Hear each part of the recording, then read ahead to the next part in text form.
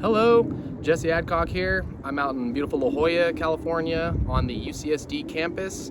I'm lucky enough to work here with the staff. I do the live bee removals for all over the campus here. They get in the water meter boxes all the time. So I actually just did a removal across the way here on the campus, and I'm going to take advantage of a little bit of the brood I pulled from that to use as a grafting example.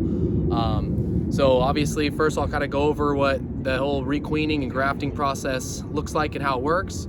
So in a controlled environment in your apiary, obviously you would be placing an empty brood comb in the hive, allowing a few days to pass for your queen to lay up some eggs in there. Come day 4, you would be pulling that brood comb out and begin doing the grafting part here. Once you've grafted the cells and you place them into your cell builder, you'd come back day 6, day 7, check and make sure that your cells are being taken care of and drawn out.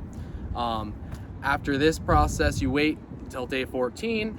Now you can remove these capped cells, put them in their mating nukes, and allow the queen to hatch come day 22, make her mating flights, and return as a mated queen that you can then place in your hives around the day 27, day 28 mark.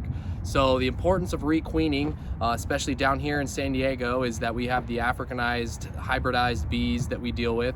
So the requeening process is a little different than your typical, requeening, where we would just be removing a queen, allowing 1 to 2 days, and in commercial yards even just smashing the head and requeening right away. But giving a couple of days and returning with your new queen to place in the hive. In these Africanized hives, I've had pretty good success rates here, just giving them a little bit more time to allow them to realize the queen is missing, also allowing them more time to adapt to their new queen. So what that would look like is removing your African bee queen, returning about day 3, day 4, checking, making sure they haven't made any queen cells in the hive.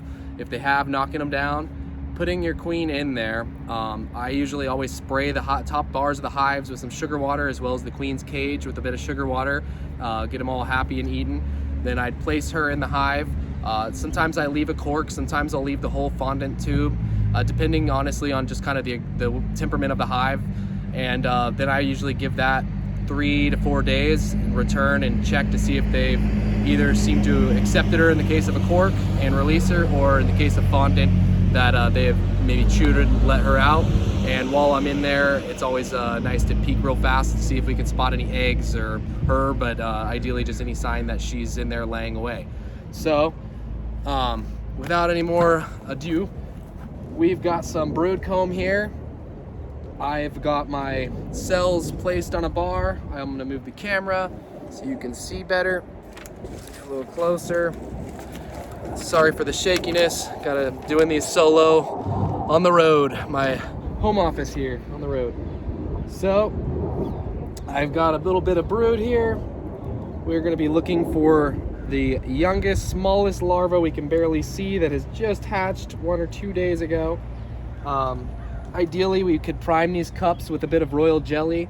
I still have left over some of the tools from the queen rearing course I took a few years ago, but my plunger's gotten pretty crusty and doesn't function the greatest. And being that I'm not in an area where grafting is really an option, in reality, it's not the biggest deal. So we're going to get grafting here. Let me check the time. All right, 4 minutes, so we've got 5 to go.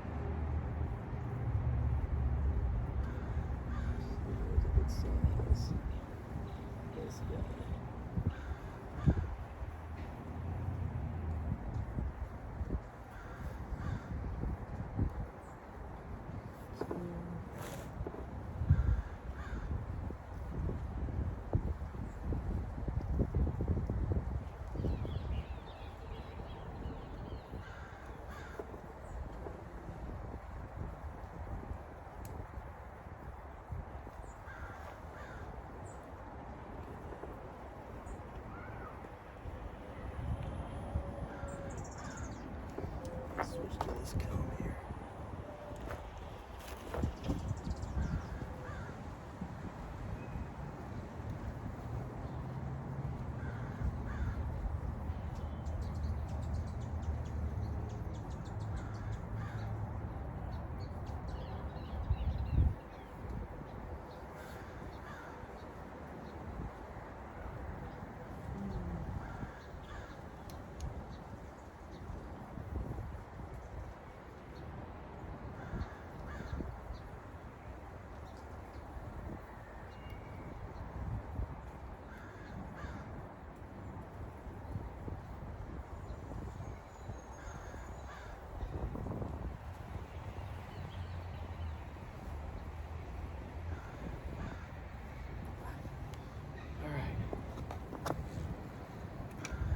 Okay, grafted 5 little larvas in my cells. Honestly, not the prettiest. It's a good thing this isn't something I really rely on every year. If it was, hopefully I would be a little more practiced at it, have a little better tools. But hey, we buy mated queens around here. You could probably tell by my lack of skill. But that is the idea of grafting. Scooping our smallest larva out of these cells. I also have, if I ever move to an area where I could use it, I have the whole JB little cage so I can contain the queen in the grid and allow her to lay right into these cells and not have to use my shaky hand to mess up their larva. Anyway, that concludes my video on grafting. Thank you.